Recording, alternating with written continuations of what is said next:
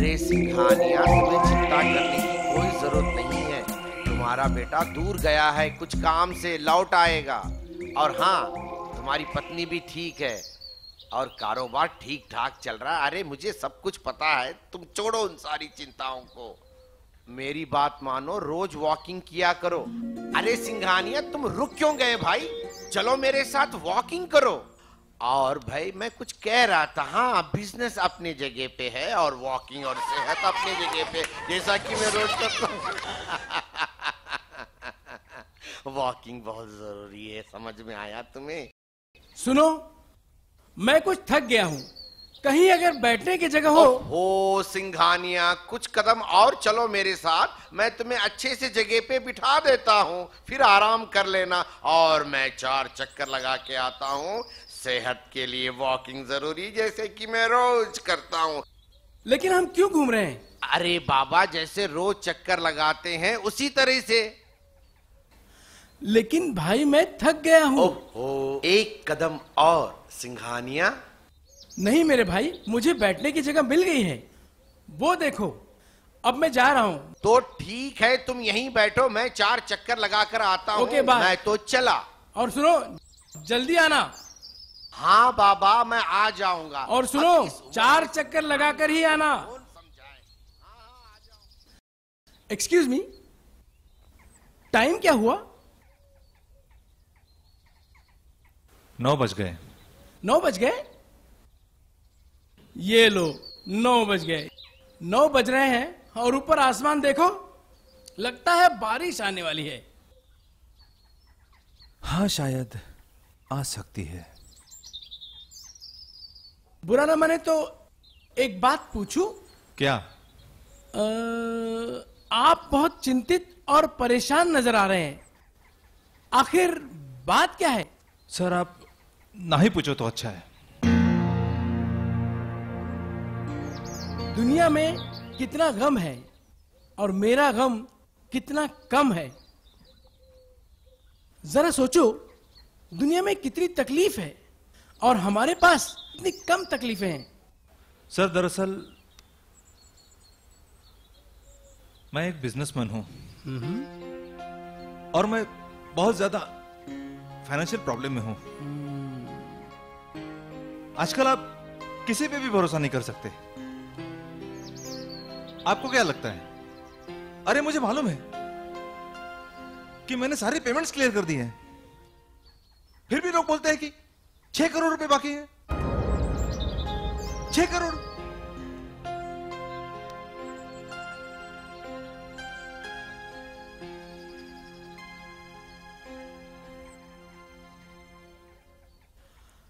Business कोई आसान खेल नहीं है, इसके लिए दगाबाजों से उलझना पड़ता है।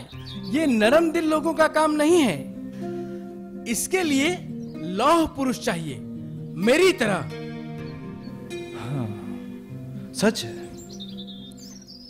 आपका बिजनेस क्या है? आपने अपना बिजनेस नहीं बताया। वैसे आपका नाम क्या है? लोग मुझे सिंघानिया के नाम से जानते हैं, Bhaskar Singhania. Singhania group of industries का मैं मालिक हूं। वैसे आपका नाम क्या है? मेरा नाम जॉर्ज है। जॉर्ज डिसिल्वा मेरा नाम है। डिसिल्वा एडवर्टाइजिंग कंपनी का मालिक हूं मैं। ओहो, तो आप एडमैन हैं। आप लोग तो एड से बहुत पैसा कमाते हैं। और काम ना हो तो बहुत सारे गवाते भी हैं। वैसे आपने अपना बिजनेस नहीं बताया। ये जानना आपका बिजनेस नहीं है। क्यों? शायद बताने के काबिल नहीं है? गैर कानूनी है क्या? चुप रहो बच्चे, अपना दिमाग ज्यादा मत दौड़ाओ। आज से लगभग 40 साल पहले लोगों को लग रहा था मैं बिजनेस में फेल हो जाऊंगा, मैं कभी कामयाब नहीं होऊंगा। लेकिन मैंने सफलता पाली और आज का दिन है। दरअसल मैं कॉस्मेटिक्स और ब्यूटी केयर का बिजनेस करता हूं, लोगों को खूबसूरत बनाता हूं। दरअसल मुझे याद नहीं है कि इतनी लंबी बातचीत मैंने शायद किसी के साथ की हो। वैसे आपके साथ बात करके मुझे अच्छा लगा। खैर छोड़िए, आखिर आप इतने पैसे लाएंगे कहां से, और इसकी आखिरी तारीख क्या है? मुझे नहीं मालूम। बस मेरे पास सिर्फ 1 महीना है, और इसमें भी कुछ नहीं हुआ तो शायद मुझे अपनी सारी संपत्ति बेचनी पड़ेगी।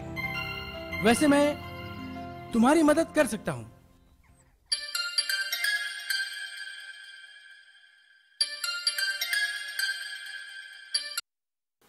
हेलो। हेलो, आप कहाँ पे हो? अरे तुम फोन रखो यार, मैं बोला ना तुमसे मैं बाद में बात करता हूँ। अरे आपके ऑफिस से फोन आया जा रहा है, आप अभी तक ऑफिस पहुंचे नहीं क्या? मैं अभी बहुत परेशान हूँ यार, रखो अभी। हेलो हेलो, तुम रखो यार। Hello hello.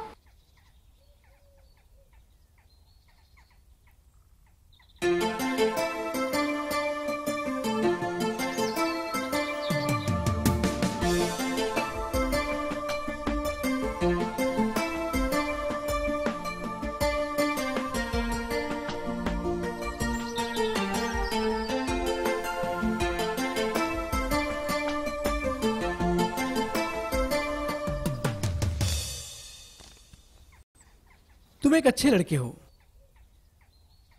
लेकिन तुम्हारी जनरेशन के साथ एक बहुत बड़ी समस्या है। तुम लोग पैसे के पीछे भागते हो, और इस चक्कर में तुम अपना घर, परिवार, दोस्त सब कुछ गंवा देते हो। वैसे ये चेक तुम्हारे लिए है। मैं ये चेक तुम्हें देना चाहता हूं। नहीं, मैं नहीं ले सकता, क्योंकि मुझे पता ही नहीं कि मैं इसे चुका पाऊंगा भी या नहीं। ये तुम्हारे लिए आधार की तरह है।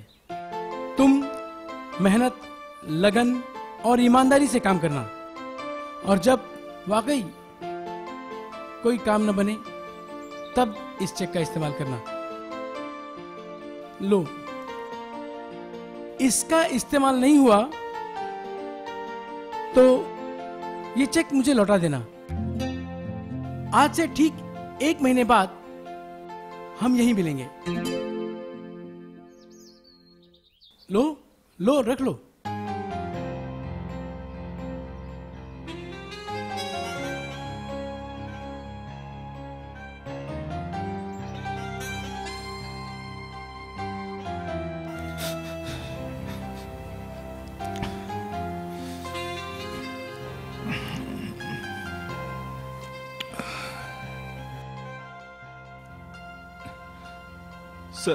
सर मुझे समझ में नहीं आता कि मैं आपका शुक्रिया अदा कैसे करूं।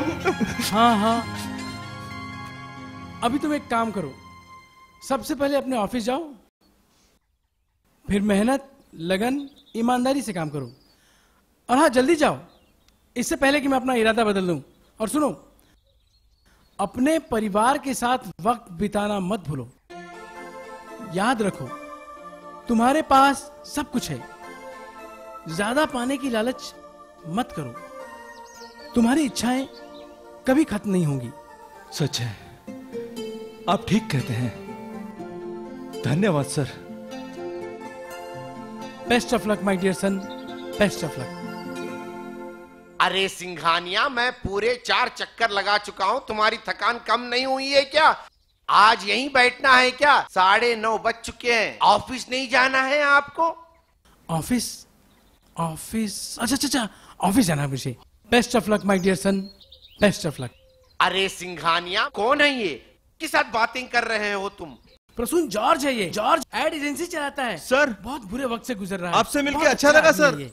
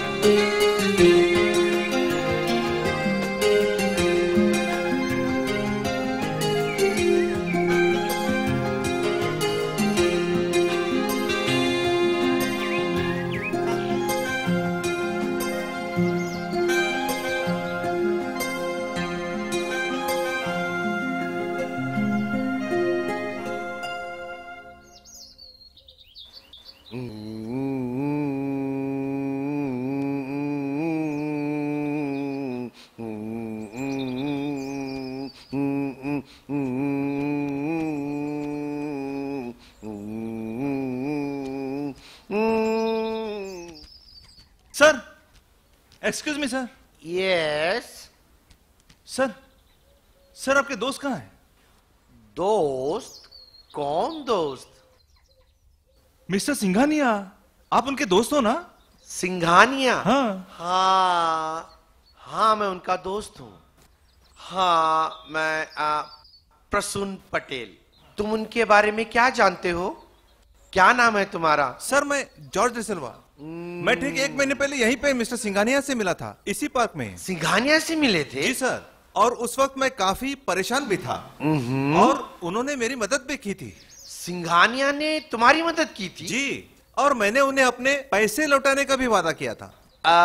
क्या मिस्टर जॉर्ज हम चलते हुए बात कर सकते हैं? मैं अपनी आदत नहीं बदल सकता। हाँ, तो तुम कुछ कह रहे थे? जी सर, वो दिखाई नहीं दे रहे हैं मिस्टर सिंघानिया। और तुम क्या जानते हो सिंघानिया के बारे में? वैसे कोई खास नहीं बताया था उन्होंने, बस इतना पता है कि उनका कोई ब्यूटी केयर बिजनेस है। क्यों, क्या बात है?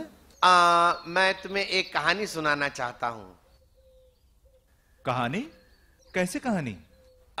देखिए, मुझे अभी मिस्टर सिंघानिया से मिलना है। वो कहाँ है? देखो मिस्टर जॉर्ज, आप अगर के मेरी कहानी सुनोगे तो उसके बाद में मिस्टर सिंघानिया से मैं आपको मिला दूंगा। तो कहानी एक ऐसे व्यक्ति की है जो बहुत ही ज्यादा महत्वाकांक्षी था और उसने अपना बहुत बड़ा साम्राज्य बिजनेस का बना दिया।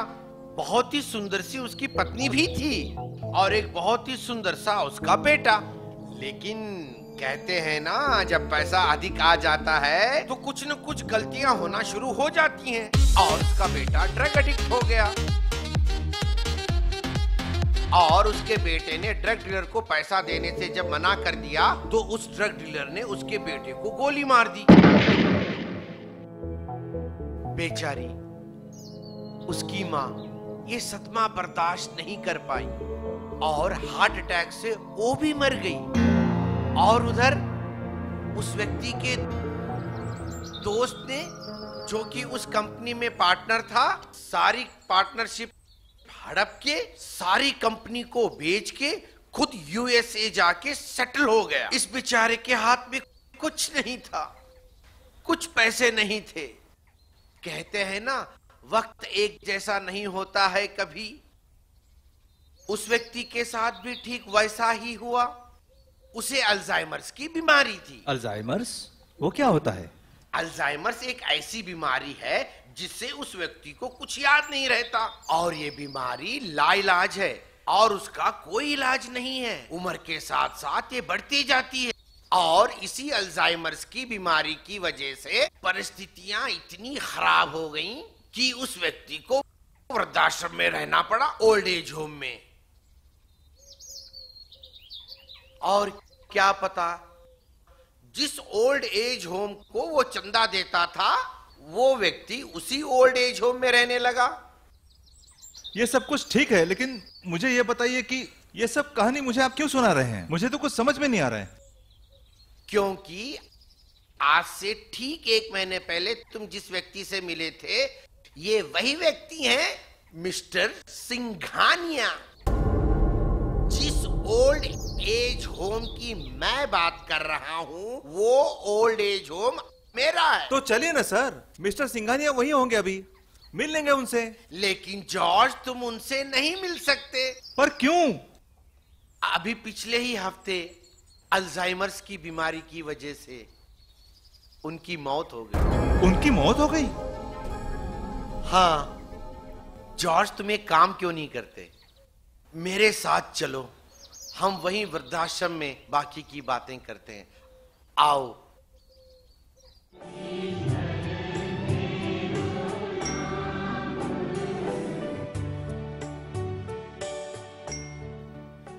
ये है हमारा सिंघानिया ओल्ड एज होम, जहां पर मिस्टर सिंघानिया ने अपनी अंतिम सांस ली।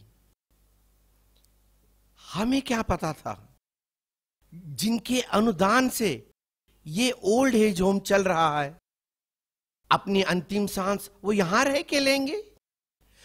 जॉर्ज, जैसा कि मैंने तुम्हें बताया कि उन्हें अल्जाइमर्स की बीमारी थी और फिर भी वो मुझसे पूछते थे कि मेरी पत्नी कैसी है और मैं उन्हें बताता कि वो जरूरी काम से बाहर गई है, और थोड़ी देर के बाद मुझसे पूछते कि मेरा बेटा कहाँ है, तो मैं उन्हें बताता कि वो जरूरी काम से विदेश गया है, जल्दी लौट आ जाएगा।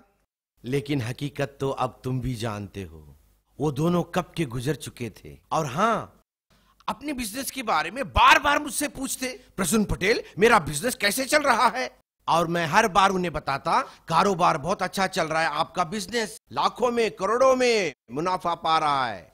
आपका मतलब है कि मिस्टर सिंघानिया को बिल्कुल भी मालूम नहीं था कि वो कौन है?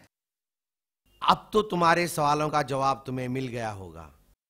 एक बात और, सिंघानिया हमेशा दूसरों को एक और मौका देने में यकीन करते थे, जैसे कि तुमको, समझे? और ये चेक जो उन्होंने मुझे दिया था, मैंने मेहनत करके बहुत पैसा कमाया। इस चेक की मुझे कोई जरूरत नहीं पड़ी और इसीलिए मैं उन्हें लौटाने आया था। एक बात याद रखना, एक चेक अपने पास जरूर रखना। हो सकता है जिस तरह से सिंघानिया ने तुम्हारी मदद की थी, तुम भी एक दिन किसी और की मदद कर सको, और वो व्यक्ति किसी और की मदद करेगा, और इस तरीके से एक सिलसिला चल पड़ेगा। याद रखना, तभी तो सिंघानिया की आत्मा को शांति मिलेगी। शायद तभी सिंघानिया सर की आत्मा को शांति मिलेगी। हमारी प्रार्थना का समय हो चुका है, अब आप मुझे इजाजत दीजिए।